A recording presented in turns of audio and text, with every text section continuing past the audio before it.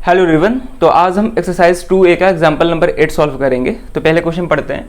Question है find a quadratic polynomial whose zeros are 1 and -3।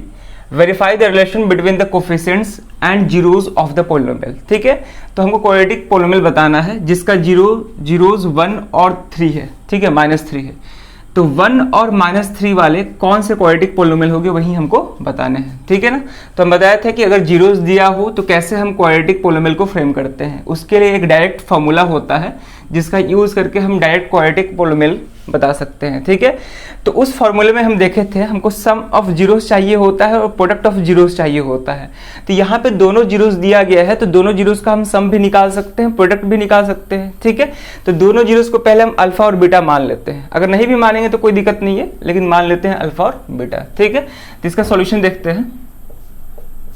ठीक है, तो दोनों में से किसी को भी आप अल्फा और बीटा मान सकते हैं, उसमें कोई दिक्कत नहीं है। ठीक है, तो लिखेंगे let alpha is equal to 1 को हम अल्फा मान रहे हैं and beta is equal to -3। Clear है। आप चाहो तो अल्फा -3 को भी मान सकते हो और बीटा 1 को मान सकते हो। ठीक है, उसमें कोई दिक्कत नहीं है। तो अल्फा और बीटा जीरोस को रिप्रेजेंट कर रहा है सिंपली। तो let alpha is equal to 1 and beta is equal to -3। अब फॉर्मूला में क्या होता है, सम ऑफ जीरोस और प्रोडक्ट ऑफ जीरोस होता है। तो यहाँ पे पहले सम ऑफ जीरोस निकाल लेते हैं। तो देयरफॉर सम ऑफ जीरोस,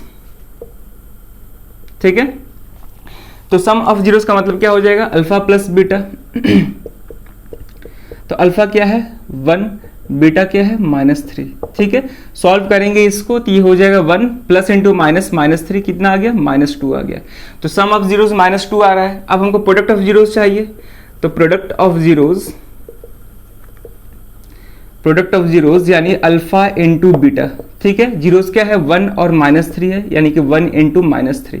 ठीक है, तो प्लस इंटू माइनस होगा 1 इंटू 3 कितना हो जाएगा, -3 हो जाएगा। ठीक है, तो यहाँ पे हमको सम ऑफ जीरोस भी मिल गया, प्रोडक्ट ऑफ जीरोस मिल गया। अब आसानी से हम क्वाड्रेटिक पोलिनोमियल बता सकते हैं। ठीक है, तो लिखेंगे therefore required quadratic polynomial, therefore required quadratic polynomial is given by, ठीक है, is given by, अब वो फॉर्मूला लिख रहे हैं। वो फॉर्मूला क्या होता है, fx is equal to k into x square plus sum of zeros, sorry यहाँ पे माइनस होता है, प्लस नहीं होता है, माइनस सम ऑफ जीरोज यानी alpha plus beta into x plus product of zeros यानी अल्फा इंटू बीटा। ठीक है ना। और यहाँ पे हम जो वेरिएबल यूज कर रहे हैं वो x यूज कर रहे हैं, इसलिए हम यहाँ पे fx लिखे हैं। अगर y यूज करते तो यहाँ पे fy लिखते, ठीक है, या फिर py लिखते या gy लिखते, जो भी है। ठीक है, तो रिक्वायर्ड क्वाड्रेटिक पोलिनोमियल का फॉर्मूला क्या होता है, fx equal to k into x square minus sum of zeros into x plus product of zeros. जहां पे हम बताए थे k कोई भी रियल नंबर हो सकता है, एनी रियल नंबर। ठीक है, except for k not equal to 0, क्योंकि k 0 हो जाएगा तो ये पूरा टर्म 0 हो जाएगा, तो फिर जीरो पोलिनोमियल बन जाएगा वो। क्लियर है। अब हम क्या करेंगे, सिंपली सम ऑफ जीरोस की जगह पे -2 सब्स्टिट्यूट करेंगे, प्रोडक्ट ऑफ जीरोस की जगह पे -3 सब्स्टिट्यूट करेंगे। ठीक है, तो यहाँ पे लिख देंगे तो आ जाएगा k into x square minus sum of zeros क्या है -2। ठीक है, तो -2 into x plus alpha into beta कितना है -3। ठीक है, आप चाहो तो डायरेक्ट अल्फा और बीटा का वैल्यू यहाँ भी रख सकते थे, ये पार्ट करने की जरूरत नहीं थी। ठीक है, यहाँ मतलब डायरेक्ट हम अल्फा और बीटा का वैल्यू पुट कर सकते थे।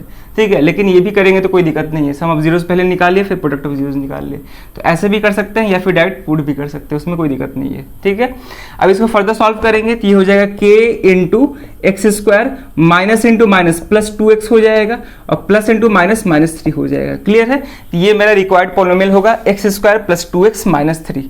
ठीक है, बताए थे क्या क्या होता है, कोई भी रियल नंबर हो सकता है।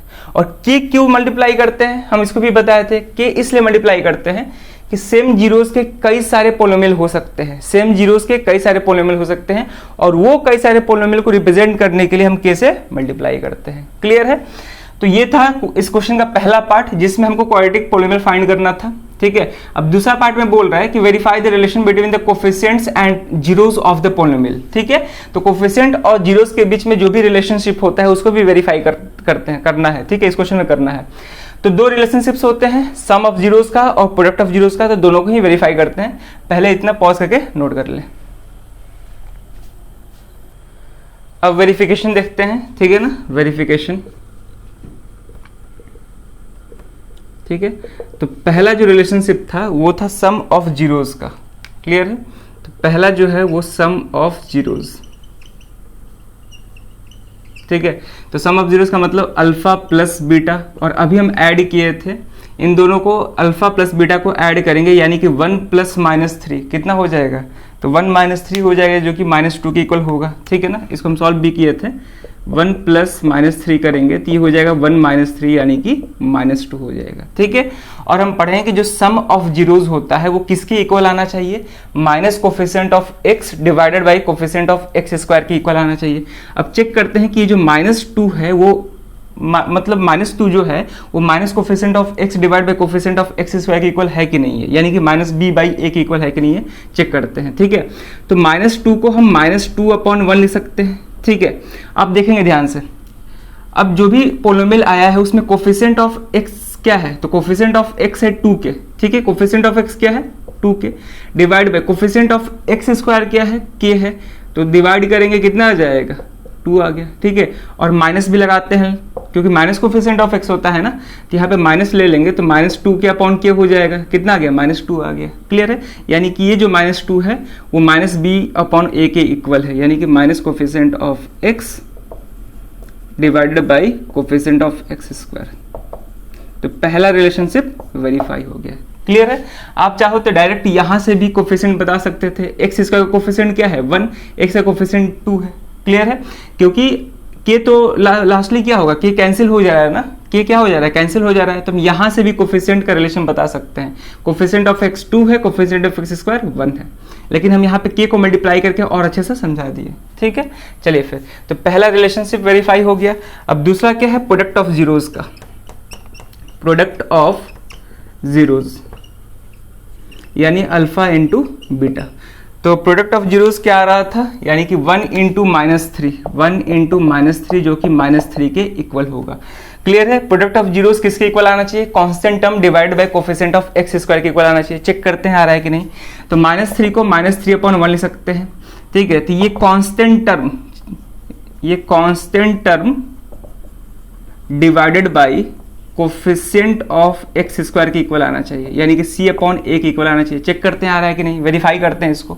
तो कांस्टेंट टर्म क्या है यहाँ पे -3k है, क्लियर है। कोफिशिएंट ऑफ x स्क्वायर क्या है यहाँ पे k है, k से k कैंसिल कितना आ गया -3 आ रहा है, ठीक है। तो वेरीफाई हो गया। तो आपको ये वाला पार्ट एग्जामिनेशन में शो नहीं करना है, बस इतना लिख देना है, ठीक है ना। खुद से वेरीफाई करने के लिए कि सही आ रहा है कि नहीं, आप मतलब रफ में ऐसा करके चेक कर सकते हो, क्लियर है। तो इतना बस करके हम लोग छोड़ देते हैं।